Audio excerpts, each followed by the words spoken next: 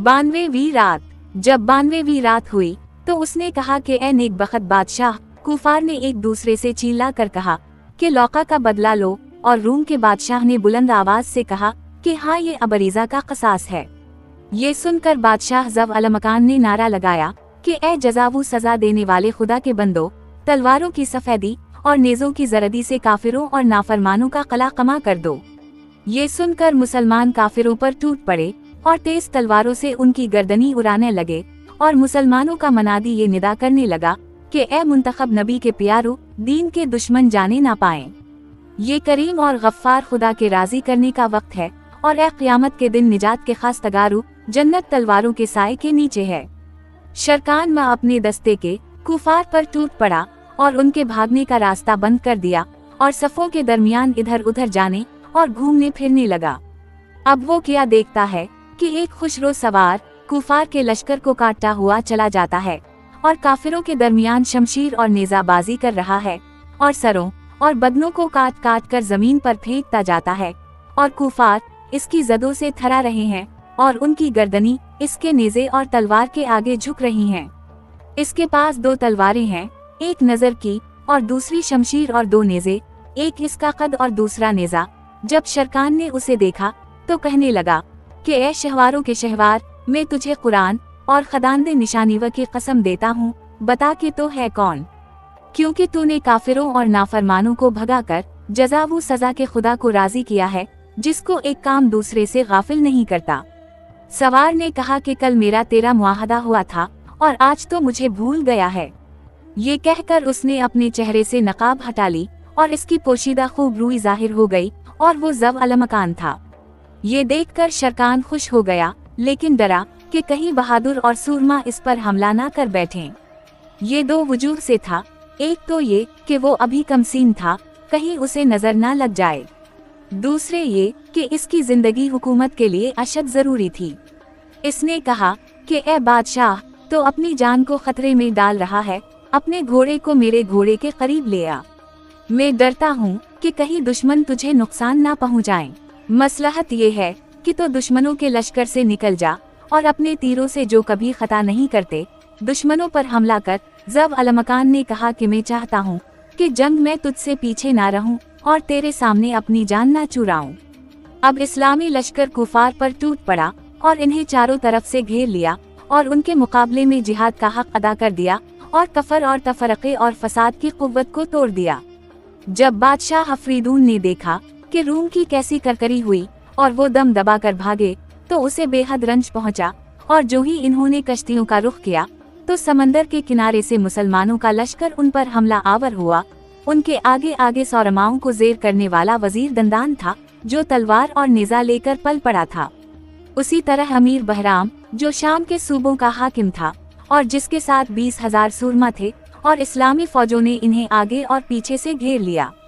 मुसलमानों के एक दस्ते ने इधर का रुख किया जिधर कश्तियां सिपाहियों से भरी हुई थीं, और उन पर मोते बरसानी शुरू कर दें, यहाँ तक कि वो समंदर में कूद पड़े। काफिरों की बड़ी तादाद इस रोज मारी गई, जो 1 लाख बहादुरों से ज्यादा थी, और उनके सौरमाओं में से न छोटा बचा न बड़ा। उनकी तमाम कश्तियां इलावा हैं कि मुसलमानों के हाथ लगे, जिनमें बहुत सा माल वो दौलत था, और मुसलमानों को इतना गनीमत का माल मिला जितना उससे पहले कभी किसी को ना मिला था, और ना ऐसी जंग कभी पहले हुई थी। इलावा ज़ख़ीरों और मक़तूलों के माल के, जिनका हद वो हिसाब नहीं, मुसलमानों के हाथ 50,000 घोड़े लगे, और इन्हें इतनी खुशी हुई जिससे ज्यादा मुमकिन नहीं, क्योंकि खुदा ने उनको मदद दी और कामयाबी अता फरमाई। ये तो उनका हाल हुआ, अब भिगोड़ों का हाल सुनिए। वो भागकर किस्तंतनिया पहुँचे, मगर पहली खबर उनके मतलकीन को ये पहुंची थी कि बादशाह अफरीदून मुसलमानों पर गालिब आ गया है, और बुढ़िया ज़ात अलदूही ने कहा था कि मैं जानती हूँ कि मेरा बेटा रूम का बादशाह शिकस्त नहीं खा सकता और इस्लामी लश्कर से बिल्कुल नहीं डरता, बल्कि वो सारी दुनिया को ईसाई बनाकर छोड़ेगा।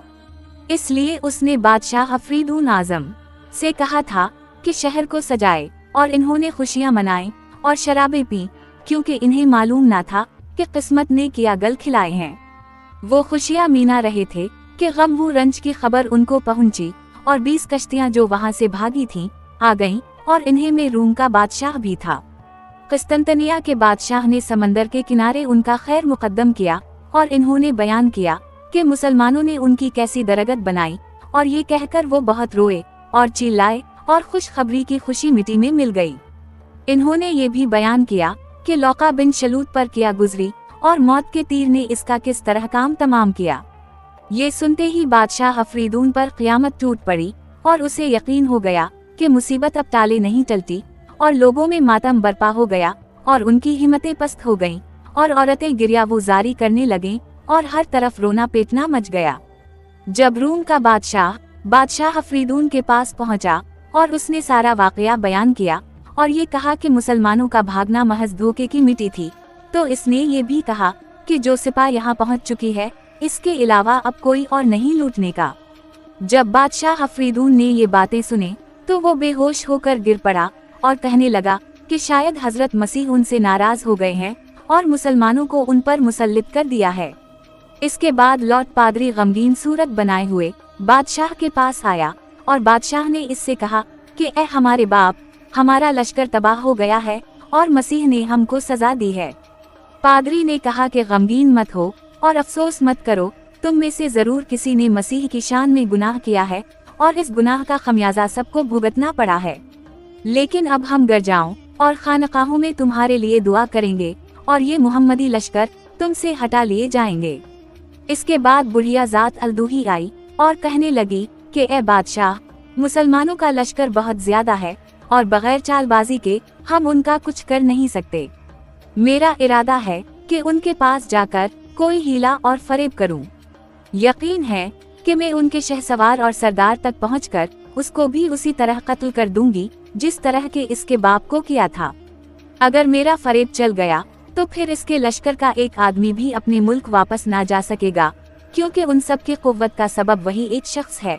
लेकिन मैं चाहती हूँ कि शाम के ईसाई जो हर महीने और हर साल अपना माल बेचने जाते हैं, मेरी मदद करें, क्योंकि इन्हीं के जरिए से मेरा मतलब हासिल हो सकता है। बादशाह ने कहा कि जब तो कहे ये हो सकता है। इसने कहा कि शाम के शहर नजरान से 100 आदमी बुलवाए जाएं और लोग इन्हें बादशाह के पास ले आएं। बादशाह ने कहा कि तुम लोगों को मालूम है कि ईसाइयों को मुसलमानों के हाथ से क्या नुकसान पहुंचा है। इन्होंने जवाब दिया कि हाँ। बादशाह ने कहा कि सुनो, इस औरत ने अपनी जान को मसीह पर कुर्बान कर दिया और चाहती है कि तुम्हारे साथ मुसलमानों के भेस में जाए और कोई ऐसा हीला करे जिससे हमें फायदा पहुंचे और मुसलमान हम तक ना आ सकें। बताओ कि क्या तुम भी अपनी जाने मसीह की नजर कर सकते हो? मैं तुम्हें 1 मन सोना दूंगा। तुम में जो जिंदा रहेगा वो सोने से फायदा उठाएगा और जो मर जाएगा मसीह उसे बदला देगा। इन्होंने जवाब दिया कि ए बादशाह, हम अपनी जाने मसीह पर फिदा करते हैं और तेरे ऊपर कुर्बान होते हैं। अब बुढ़िया ने जरूरत के मुवाफिक कुछ जुड़ी बोटियां लें और इन्हें पानी में डालकर आग पर उबाला, यहाँ तक कि उनमें से एक सियाह मादा निकल आया। जब वो ठंडा हो गया तो उसे रुमाल के एक कोने में मलकर उनके चेहरों पर फेर दिया और अपने लिबास के ऊपर कशीदे की एक अबा पहन ली और अपने हाथ में एक तस्बीह ले ली। इस तरह से वो बादशाह के पास गई और बादशाह ने और ना दूसरे मुसाहबों में से किसी ने उसे पहचाना।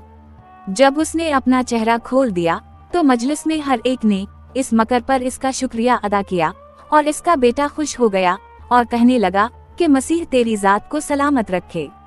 इसके बाद वो नजरान के ईसाइयों को लेकर चल दी और बगदाद के लश्कर का रुख किया। अब शहरजाद को सुबह होती नजर आई और उसने वो कहानी बंद कर दी जिसकी उसे इजाजत मिली थी।